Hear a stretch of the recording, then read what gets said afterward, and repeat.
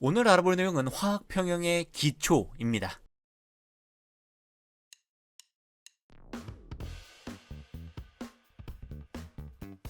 오늘은 화학평형이라는 개념의 기본적인 내용들을 다뤄보도록 하겠습니다. 사실 화학평형을 모두 얘기하려면 평형상수와 반응지수, 르샤틀리의 원리와 같은 얘기까지는 해줘야 어느 정도 마무리할 수 있겠지만 10분이라는 짧은 시간 안에 그 많은 내용을 담을 수 있을지는 해보면 알겠죠. 일반적으로 화학 반응이라고 하면 반응물에서 생성물로 100% 변화하는 것을 떠올리기 쉽지만 사실 실제로 100% 반응하는 반응은 대표적으로 연소 반응이나 생성물에 기체가 생겨서 날아가 버리는 반응들을 제외하면 그다지 많지 않습니다. 사실 상당수의 화학 반응들이 반응물에서 생성물이 되는 반응뿐만 아니라 생성물에서 반응물로 다시 돌아가는 반응도 일어날 수 있기 때문입니다. 이런 반응을 우리는 반대 방향의 반응이라는 의미로 역반응이라고 부르며 지금까지처럼 반응물에서 생성물로 변하는 반응을 정반응이라고 부르게 됩니다. 그리고 지금까지 자주 봤던 대로 반응물이 100% 생성물이 되어버리는 반응을 역반응이 불가능한 반응이라는 의미로 비가역 반응이라고 이름 붙이고 역반응이 가능한 반응을 가역 반응이라고 따로 이름 붙여 불러주게 되죠. 가역 반응의 경우 정반응뿐만 아니라 역반응이 분명히 일어날 수 있기 때문에 정반응이 100% 진행되기 전에 역반응과 경쟁하게 되며 반응물과 생성물 사이의 관계가 어느 한쪽이 모두 소모되는 것이 아니라 어느 수준에서 머무르게 됩니다. 그리고 이것을 우리는 화학평형이라고 부르는 것이죠. 우리가 화학평형에 대해서 정확히 이해하기 위해서는 우선 동적평형이라는 용어의 의미에 대해서 알아볼 필요가 있습니다. 예시를 들어보죠. 여기 물이 어느 정도 담겨있는 물병이 있습니다. 이 물병에 아무런 조작을 하지 않고 가만히 둔다면 과연 물병의 물은 어떻게 될까요? 시간이 흐름에 따라 물은 점차 증발할 테고 수면의 높이가 점점 낮아지다가 모든 물이 사라져버리겠죠. 바로 증발 현상 때문입니다. 증발이라는 현상이 일어나는 속도는 온도에 따라 그리고 물의 표면에서 일어나는 반응이기 때문에 표면적이 넓을수록 빠릅니다. 넓은 접시와 좁은 컵에 담긴 물 중 접시의 물이 더 빠르게 증발되는 것을 보면 직관적으로 이해하실 수 있겠죠. 이때 이 물병의 온도를 일정하게 하고 물병의 모양을 보았을 때 수면의 높이가 달라진다 하더라도 물의 표면적은 일정하게 유지되는 모양이니 이 물병에서 일어나는 증발의 속도는 항상 일정하다고 할 수 있을 겁니다. 자, 현상에 대한 설명은 이쯤 하고 그렇다면 이번에 아까의 물병 초기 상태에서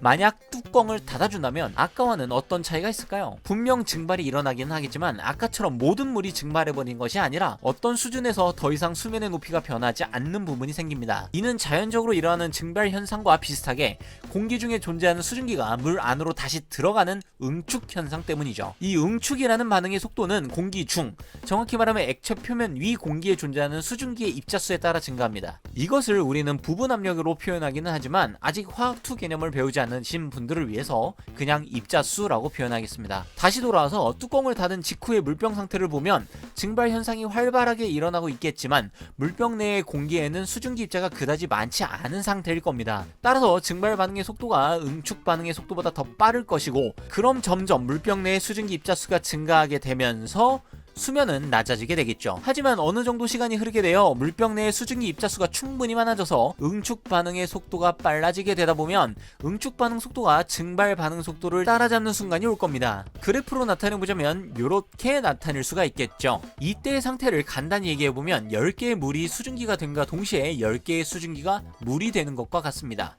즉 물의 양은 이전과는 다르게 일정하게 유지될 것이고 수면의 높이가 변하지 않는 순간이 오게 된다는 거죠. 그래서 더 이상 증발도 응축도 일어나지 않는 것처럼 보이게 됩니다. 이 상태를 우리는 평형에 도달했다라고 표현을 합니다. 그런데 여기서 중요한 개념은 반응이 더 이상 일어나지 않는 것처럼 보이기만 할 뿐 사실 이 상태에서는 열심히 증발과 응축과 같은 서로 반대되는 반응이 같은 속도로 일어나고 있다는 점이죠. 즉 움직이는 평형 상태라는 겁니다. 이런 평형 상태를 우리는 동적 평형이라고 이름을 붙입니다. 그럼 눈에 보이지도 않는 이 동적 평형을 어떻게 실험적으로 알아낼 수가 있을까요? 여기에 우리는 중성자수가 달라 질량수가 다르지만 양성자수는 같아 성질이 같은 동위 원소를 이용합니다. 원자 번호 11번인 나트륨의 경우 질량수가 23으로 측정되는 동위 원소가 보통이지만 24의 질량수를 갖는 나트륨도 존재를 합니다. 때문에 여기 보이는 것처럼 질량수 23짜리 나트륨이 포함된 염화 나트륨과 질량수 24짜리 나트륨이 포함된 염화 나트륨이 각각 존재할 수 있죠. 우선 일정량의 물에 질량수 질량수 23짜리가 포함된 염화나트륨을 잔뜩 넣어 더 이상 녹지 않는 것처럼 보이는 상태를 만들어줍니다. 이 상태도 앞선 증발 응축평형과 비슷한 동적평형 상태로 여기에선 염화나트륨이 녹아들어가는 용해와 녹아있는 이온들이 반대로 석출되는 반응끼리의 평형이라고 할 수 있겠죠. 바로 이 상태에 질량수 24짜리 동위원소로 구성된 염화나트륨을 한 숟가락 추가해주고 기다려준다면 어떤 일이 벌어질까요? 만약 동적평형이라는 말이 그냥 허구의 말이고 실제로 그냥 포화 상태에서 용질이 더 이상 녹지 않는 것이 사실이었다면 동위원소 24짜리 나트륨은 더 이상 용해될 수가 없으니 그대로 고체로 남아있을 거고 수용액에는 질량수 23짜리 나트륨 이온만 존재해야 할 겁니다. 하지만 실제로 확인해본 결과 수용액 속에는 뒤늦게 넣어둔 질량수 24짜리 나트륨도 양이온 형태로 녹아있는 것을 확인할 수 있었죠. 즉 더 이상 녹지 않는 것처럼 보이긴 했지만 실제로는 계속 녹고 석출되고를 반복하고 있었다는 것이죠. 이처럼 동적평형은 동위원소를 이용한 실험을 통해 증명이 가능한 현상입니다. 자, 그럼 이제 동적평형에 대한 기본적인 내용을 알았으니 이제 이 개념을 화학 반응으로 가져와 봅시다. A와 B가 1대3의 몰수비로 반응해서 C를 생성해내는 이런 화학 반응이 있다고 가정하겠습니다. 만약 이 반응이 역반응이 불가능한 비가역 반응이라면 당연히 평형이고 뭐고 그냥 A나 B 둘 중 하나가 모두 소모될 때까지 반응이 진행되어 종결될 겁니다. 하지만 역반응이 가능한 가역 반응이라면 반응물만 넣어준 초반에는 A와 B가 반응을 해서 C를 만들어내는 반응이 우세하다가 C가 다시 A와 B로 돌아가는 역반응이 점차 증가하면서 정반응의 속도를 따라잡겠죠. 그리고 동적평형의 예시와 비슷하게 겉으로는 반응이 일어나지 않고 A, B, C가 각각 어떠한 양을 유지하는 것처럼 보이는 평형에 다다르게 되는 거죠. 이 상태가 바로 화학평형입니다. 한 문장으로 정리해보자면 가역적인 화학 반응에서 정반응과 역반응의 속도가 같아 겉으로는 반응물과 생성물의 양이 변하지 않는 것처럼 보이는 동적평형 상태, 이것을 화학평형이라고 부르는 거죠. 한마디로는 화학 반응에서의 동적평형을